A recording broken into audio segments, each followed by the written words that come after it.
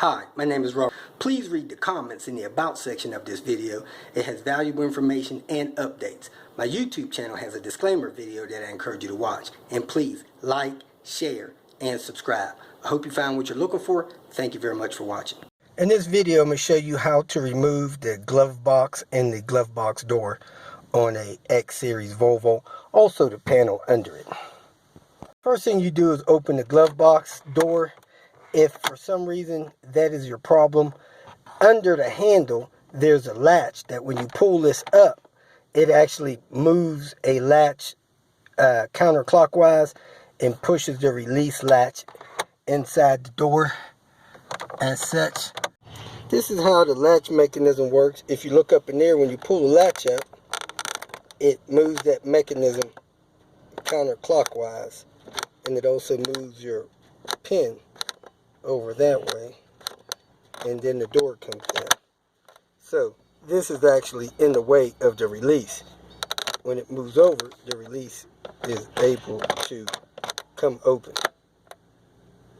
Once the glove box is open, you want to remove these screws, T25s, 1, 2, 3, 4, 5, 6. Get those screws out, pull this down, and pull the glove box in.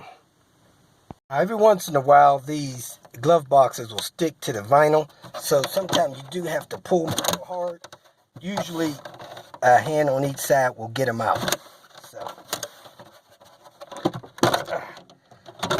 there you have it.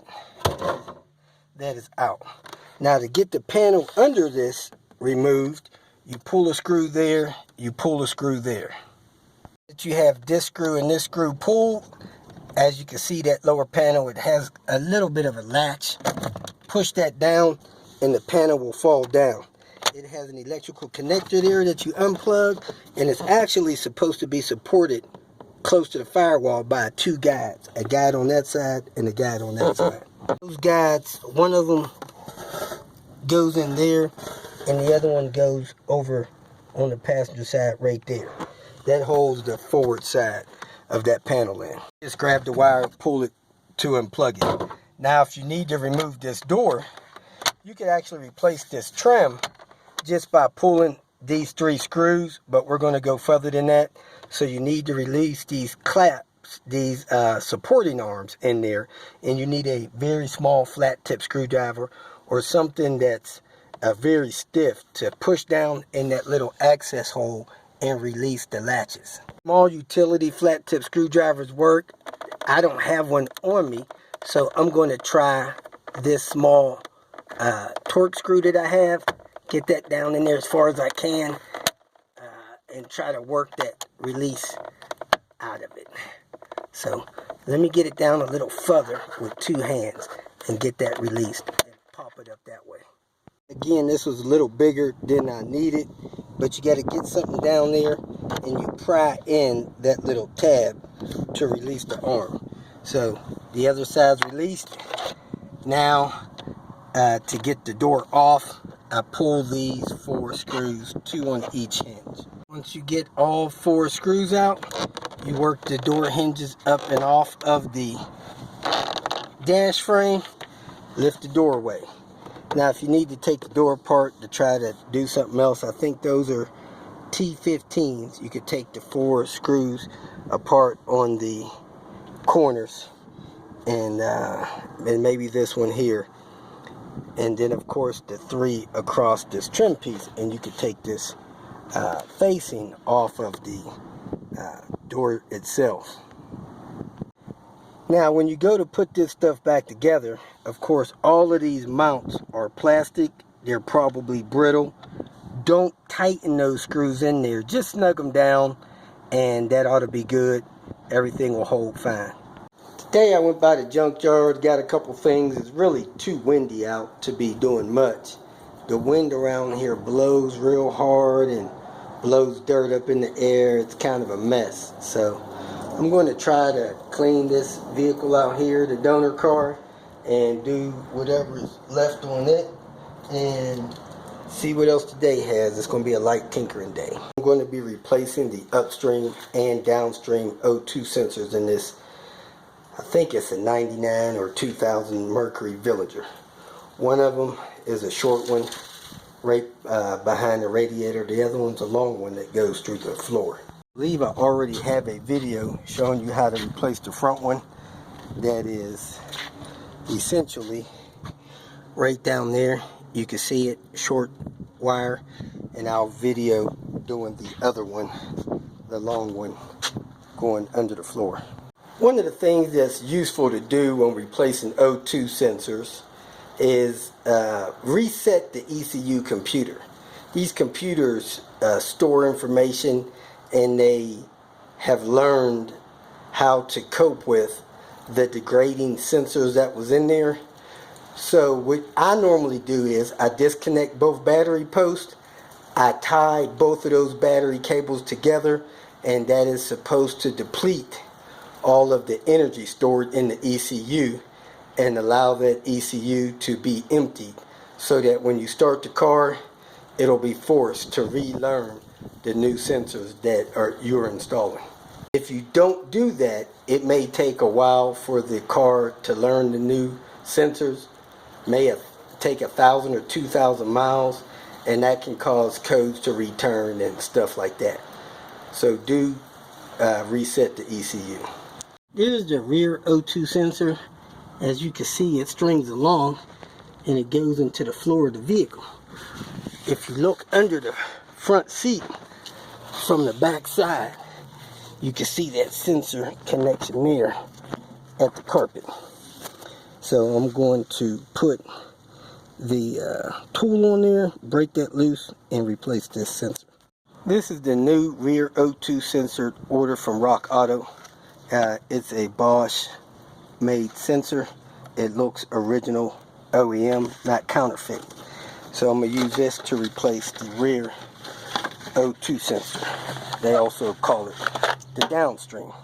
It has the harness, the plug, and a couple of clips to secure it to the floor of the vehicle so that the cable doesn't dangle down and get caught on something as you drive along. Sometimes these things are rusted, so they're hard to get out of the exhaust.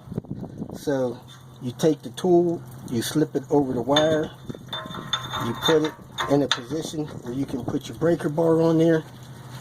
Then you put your breaker bar on there and turn it counterclockwise like you would any other bolt. Let me get this on here. So I'm going to pull this down, the handle down, and that should break it loose. I'm going to need 2 hands. This one broke loose very easy.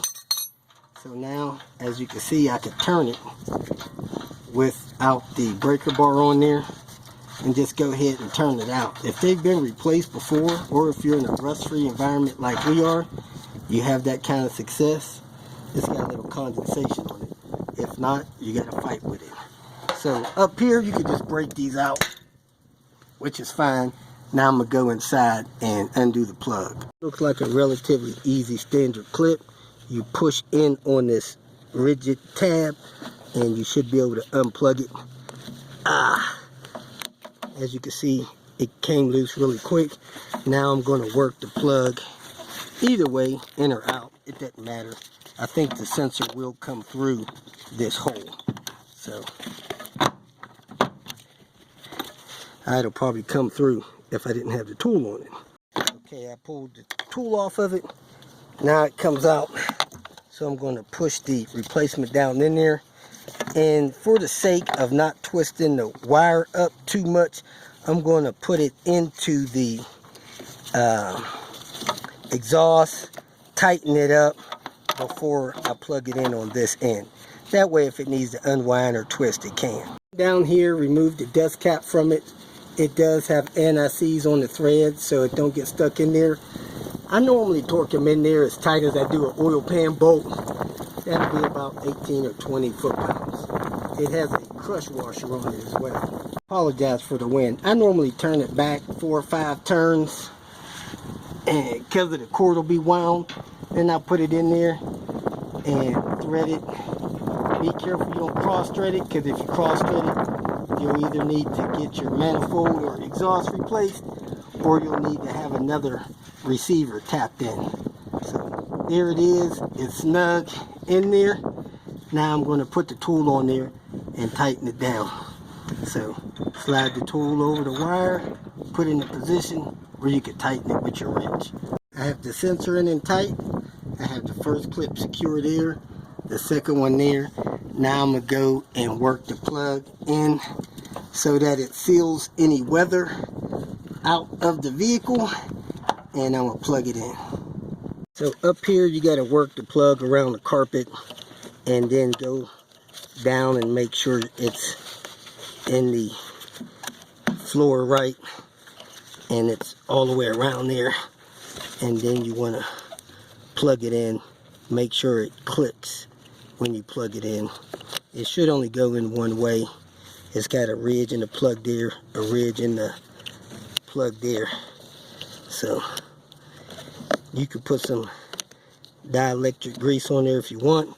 You want to make sure that your rubber seals all the way down there, your green seal, and plug it up. Let me use two hands. Make sure your gasket is in properly around on the floor.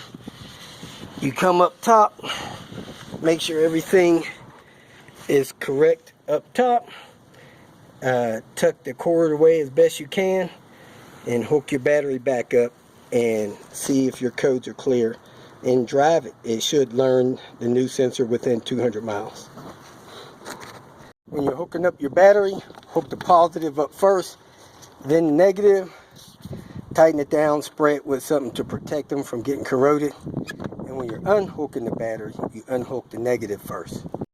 Here's the deal with O2 sensors. If you have an O2 sensor code, it's probably making the car run rich or lean.